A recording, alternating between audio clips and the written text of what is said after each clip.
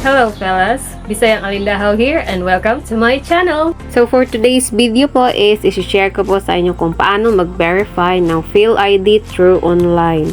So first is pupunta lang po tayo dito na website verify.philsys.gov.ph.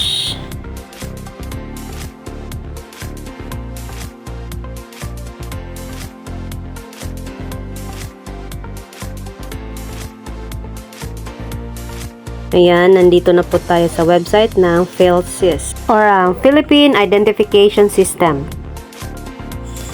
Dito po sa select camera, makikita nyo dyan sa left side po. Yan.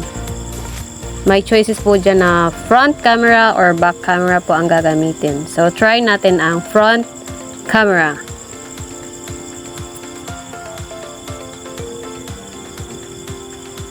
Start scanning, and then ayan, yan yung lalabas, pero dapat po yung QR code po ang itatapat dyan, yung nasa PhilID sa likod po. Then try naman natin ang back camera, start scanning again, yan, again, dyan po natin itatapat ang QR code ng ating PhilID. Kapag naging okay po ang inyong QR code is ito po ang lalabas. Magme-message po siya na PhilID or ePhilID has been verified, and then nakalagay po dyan yung mga details nyo, last name, first name, middle name, etc. Mag-a-appear po yan dyan.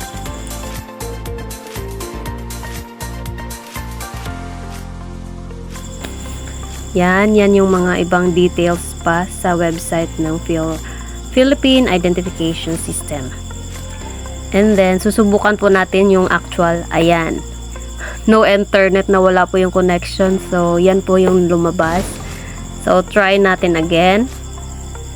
Yan po yung lumabas ng no internet. Click lang po natin yung verify another QR.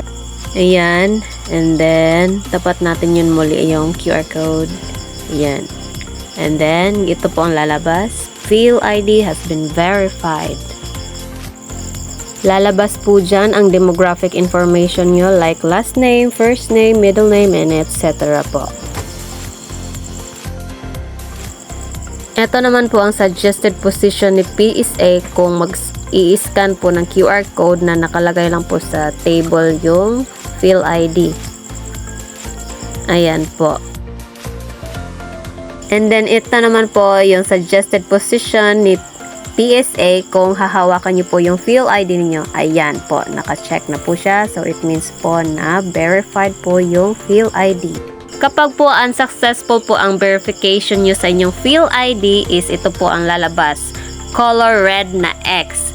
So, kapag ganito po ang nangyari and then sigurado po kayo na na-receive nyo yung PhilID nyo through PhilPost, mas mabuti po na pumunta po kayo sa PSA office para i-report po ang ganitong case. So, if this video became informative to you, please do subscribe, do comment, and share mo na rin ang video ko. Thank you very much!